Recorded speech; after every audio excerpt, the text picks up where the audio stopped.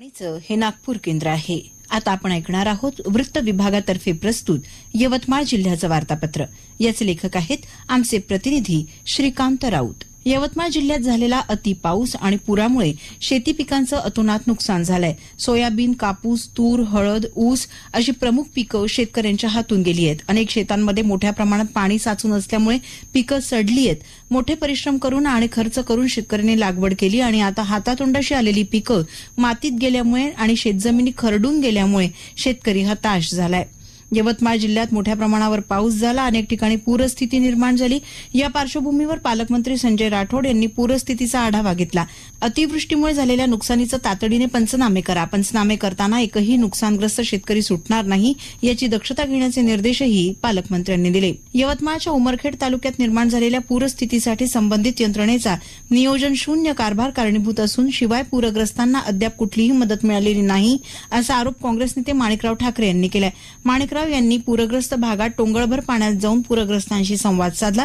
धरणातून पाणी सोडण्याचं नियोजन नसल्यामुळे आलेला पूर मानवनिर्मित होता असा आरोप करीत माणिकराव ठाकरेंनी शेतकऱ्यांना प्रति हेक्टर 1 लाख रुपये मदत देण्याची मागणी केली. यवतमाळच्या दारव्हा शहरात रेल्वे उड्डाणपुलासाठी खोदलेल्या खड्ड्यात बुडून 4 शाळकरी मुलांचा मृत्यू झाला. 10 ते 14 वर्ष वयोगटातील ही मुलं होती.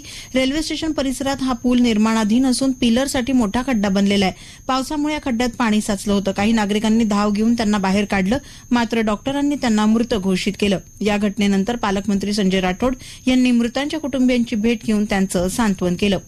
डाएटच्या नूतनीकरण आणि विद्यार्थी गौरव सोहळ्याचं उद्घाटन पालकमंत्री संजय गायकवाड यांच्या हस्ते झालं. यवतमाळ जिल्ह्याची शैक्षणिक आणि सांस्कृतिक धरोहर असलेल्या जिल्हा शिक्षण प्रशिक्षण संस्थेचे शिक्षण क्षेत्रात अमूल्य योगदान आहे असं ते म्हणाले. कापसावरील 11% आयात शुल्क भारत सरकारने माफ करून शेतकऱ्यांच्या छातीवर तलवार चालवली असा घाणाघाती प्रहारचे अध्यक्ष बच्चू कडू यांनी केला. यवतमाळच्या नेर इथे शेतकरी शेतमजूर हक्क यात्रा निमित्त आयोजित सभेमध्ये ते बोलत होते.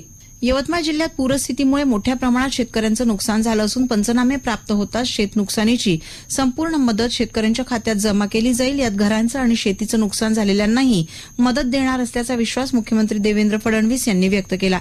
डिसेंबर 2026 पर्यंत शेतकऱ्यांना दिवसा 12 तास वीज देण्याचा निर्णयही सरकारनं घेतला असल्याची माहिती त्यांनी दिली. यवतमाळच्या उमरखेड तालुक्यातील सातारी इथे सहस्त्रकुंड जलविद्युत प्रकल्पाला विरोध दर्शवित शेतकऱ्यांनी महाजन आक्रोश सभा घेतली. सुमारे 42 गावातील शेतकऱ्यांनी एकत्र येऊन हा जलविद्युत प्रकल्प कायमचा रद्द करण्याचा एकमुखी ठराव घेतला. राज्य सरकारने या प्रकल्पाला मान्यता दिल्यामुळे शेतकऱ्यांमध्ये संताप आहे. मुख्यमंत्री समृद्ध पंचायत राज अभियानानिमित्त यवतमाळ जिल्ह्यातही विविध ग्रामपंचायतींमध्ये ग्रामसभांचं आयोजन करून जनजागृती करण्यात आली. मुख्यमंत्री समृद्ध पंचायत राज अभियानात ग्रामविकास आणि पंचायत राज विभागातर्फे जिल्ह्यातील 1201 गावांमध्ये ग्रामसभेअंतर्गत जनजागृती करण्यात आली. राज्यात राबवण्यात येत असलेल्या सेवा पंधरवड्याचा जिल्हाधिकारी विकास मीणा यांनी शुभारंभ केला. आपलं विहित कर्तव्य योग्यरित्या बजावणं हीच खरी देशसेवा असते. त्यामुळे सर्व अधिकारी आणि कर्मचाऱ्यांनी सेवा पंधरवडा उपक्रमात मिशन मोडवर काम करून अधिकाधिक नागरिकांना योजनांचा आणि महसुली सेवेचा लाभ मिळवून द्यावा.